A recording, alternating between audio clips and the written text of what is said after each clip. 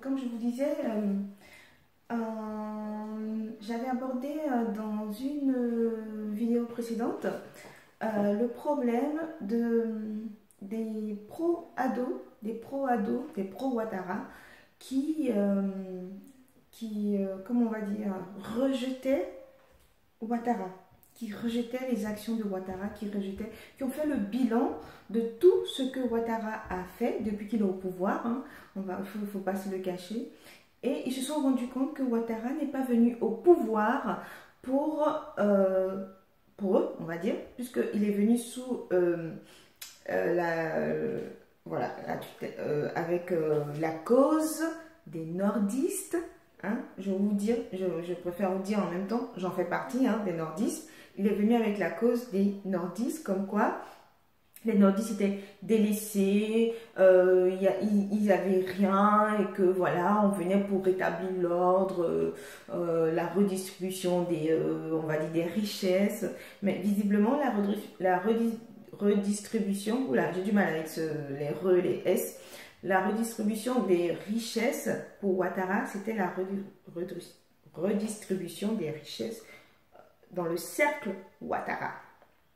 Et ça, nos chers frères du Nord, lettrés ou illettrés, ça ne regarde que. Mais en général, on sait très bien qu'ils n'aiment pas trop l'école, ils n'aiment pas aller loin dans les études et qu'ils préfèrent faire du business, du commerce, différentes activités pour pouvoir s'en sortir parce que voilà, c'est des gens qui sont très pragmatiques, qui aiment compter l'argent et qui sont débrouillards. Ça, on va pas se le mentir. Mais voilà, c'est une preuve ici comme quoi que Ouattara n'est pas venu pour les nordistes. Et les nordistes se réveillent. C'est bien. Mieux vaut tard que jamais. Alors, je veux écouter une vidéo que moi j'ai écoutée parce que quand je fais... Excusez-moi, je suis là, hein, ne vous inquiétez pas. Je vais vous faire écouter une vidéo que moi j'ai écoutée parce que quand je disais, quand je faisais ma vidéo la semaine dernière et que je disais les pro-Ouattara sont en train de manifester contre Ouattara. Les pro-Ouattara sont en train de manifester contre Ouattara. Eh bien, la vidéo a été mise en ligne. Parce que moi perso, je ne vais jamais aller filmer ce qu'ils sont en train de faire là. Je préfère les laisser dans leur délire. S'ils se réveillent, mieux vaut tard que jamais. C'est très bien. Il en faut, hein. Il en faut. Et si ce que eux, ils font comme action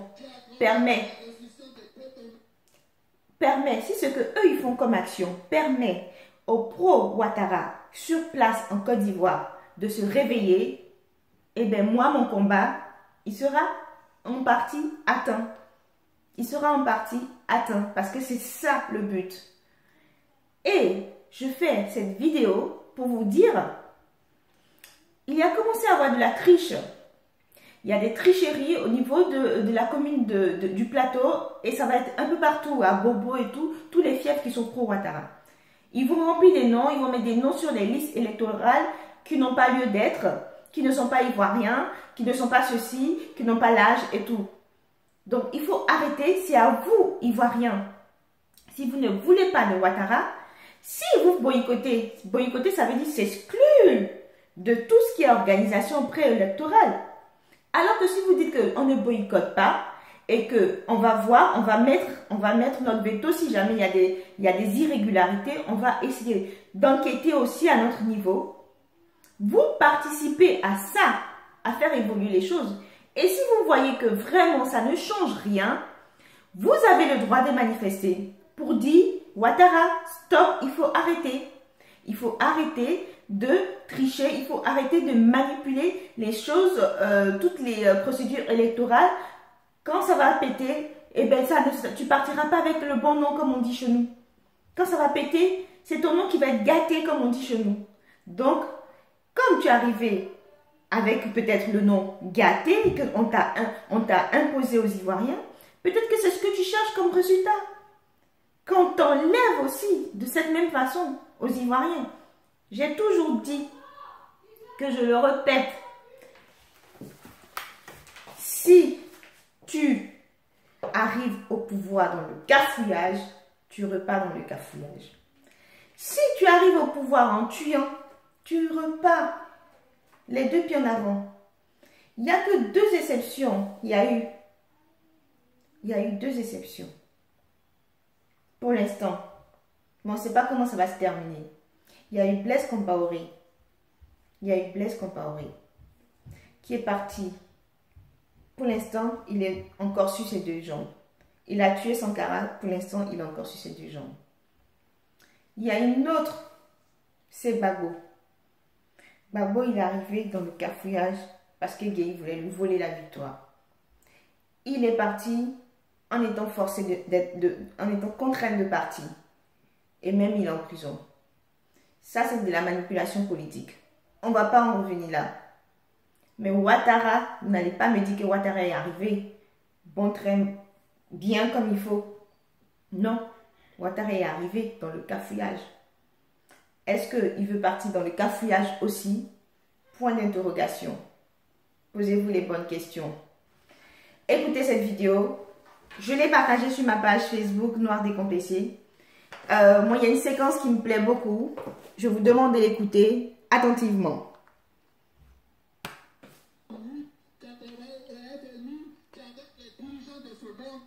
Aujourd'hui, cette Côte d'Ivoire, elle est pauvre.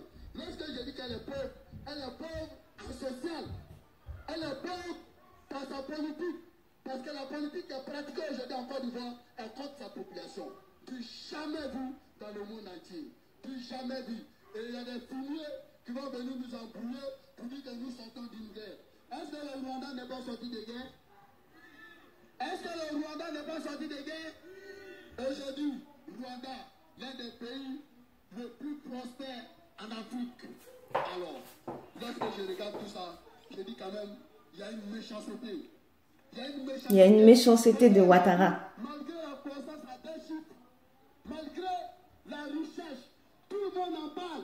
Que la Côte d'Ivoire est aujourd'hui riche, que l'économie est dynamique, que la croissance à deux chiffres.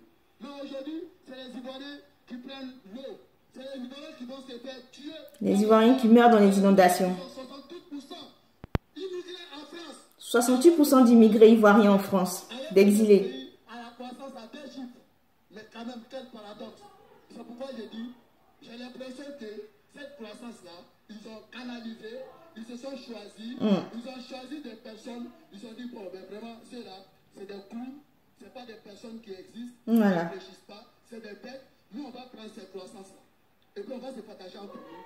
C'est pourquoi je dis, mes frères, Alassane, lorsqu'on dit placard, il est venu tout sauf pour nous. Il est venu contre nous. Et tous ces éléments que je viens de donner là, personne, je mets quiconque de vous, il peut me dire le contraire. Alors qu'on va venir nous dire que le troisième pont, mais franchement, il faut être vraiment pour imaginer des choses comme ça. Alors qu'il y avait deux ponts avant l'avènement d'Alassane. Il y a le pont Félix Houphouët-Boigny et le pont Charles de Gaulle. Qui ne connaît pas ces deux ponts-là? Est-ce que la Côte d'Ivoire est en pont prêt? On n'est pas en pont prêt. De toute façon, le troisième pont était prévu par Gbagbo depuis longtemps. Il est venu que terminer le travail de Gbagbo.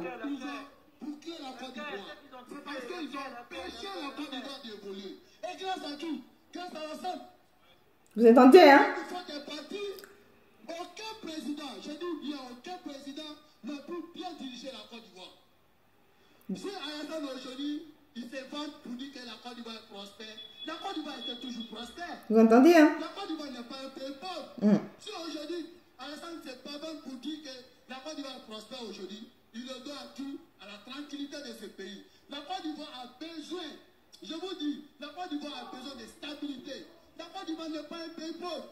Et aujourd'hui, lorsqu'on dit qu'Alassane a fait le pont, c'est l'argent d'Alassane? Non. C'est son propre argent? C'est l'argent de qui? Lorsqu'un banquier te prête de l'argent, il se rassure. Lorsque les investisseurs viennent en Côte d'Ivoire, c'est parce qu'ils savent très bien que la Côte d'Ivoire est un pays dynamique, que la Côte d'Ivoire pourra rembourser cet argent. Avec ou sans Alassane, la Côte d'Ivoire pourra rembourser cet argent. Vous entendez? Avec ou sans Alassane? Pour dire que c'est Alassane qui a fait le pont. C'est la Côte d'Ivoire qui a construit le pont. Et en plus, ils sont venus, ils ont tout concentré ici à Abidjan. Dis et pan. Tout concentré sur Abidjan, toujours. Mais ben voilà. Et ben voilà. Je vais vous laisser écouter cette vidéo-là de vous-même. Moi, je vais m'arrêter là parce que... je vais m'arrêter là parce que le jeune homme, je ne sais pas qui c'est un nordiste, hein, vous allez voir si vous suivez sa vidéo au début, qui vit en France. Ce sont les nordistes ivoiriens de la diaspora. Et je ne suis pas d'accord sur certaines choses qu'il a dit, mais voilà, dans le fond, surtout la dernière partie, quand il parle, il commence à parler, quand lui il commence à prendre le micro, il parle de Ouattara et de ce que Ouattara a fait et de ce que eux ils ont fait pour que Ouattara soit au pouvoir, parce que il le dit en plus dans la vidéo que c'était Ouattara ou rien du tout, sinon le pays allait être ingouvernable. Et en plus il a dit il n'y a pas un président depuis que Oufou est mort, il n'y a pas un président ivoirien qui a pu travailler correctement parce que Ouattara était derrière. Il empêchait les autres de travailler. Voilà ce que vous devez retenir. Voilà ce que vous devez retenir, chers amis. Il empêchait les autres de travailler. Parce qu'il voulait être au pouvoir. Il a tout fait pour être au pouvoir. Il est au pouvoir maintenant. Qu'est-ce qu'il fait? Il concentre tout sur Abidjan. Il partage les sociétés, les dividendes et machins, émergence à 2 chiffres, croissance à 2 chiffres. C'est que pour lui et sa famille et son cercle d'amis. C'est pas pour les Ivoiriens. Soubré n'est pas développé. Korogo encore moins, même si on a Bon Koulibaly là-bas. Je ne sais pas c'est quelle piste d'avion qui va faire que ça va faire évoluer la vie économique des Ivoiriens du Nord, de Korogo. Je ne sais pas. À part construire des grosses maisons dans lesquelles ils vont pratiquement pas jamais, puisqu'ils ont peur de se faire tuer. Je ne sais pas. Donc voilà, Korogo, Soubré, Gagnoua, Guibérois, Bassam, voilà. Quand on dit un pays est émergent, c'est toutes les régions de ce pays-là qui sortent la tête de l'eau. C'est pas qu'une seule ville, c'est pas que la capitale Abidjan, où les gens viennent se goinfrer, signer des papiers pour vendre telle parcelle de terrain, telle parcelle où il y a du pétrole, où il y a du gaz, où il y a de l'or, où il y a du diamant. Et puis on dit, ah voilà, c'est un pays émergent, allez les banques, on prête, on donne. Et dans 10 ans après, on découvre que le pays est 2 fois plus endetté que lorsque Gbagbo était au pouvoir. Voilà.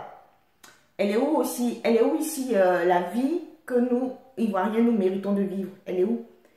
Elle est où? On va se battre, on va travailler dur pour que une minorité de personnes se mettent plein les poches et que les gens continuent à crever la dalle. Mais c'est un suicide collectif. Ils sont en train de nous tuer à petit feu. Si vous voulez changer les choses là, sortez dans les rues, hein. Sortez, vous battre, vous défendre. Parlez. C'est votre devoir de citoyen. C'est votre devoir.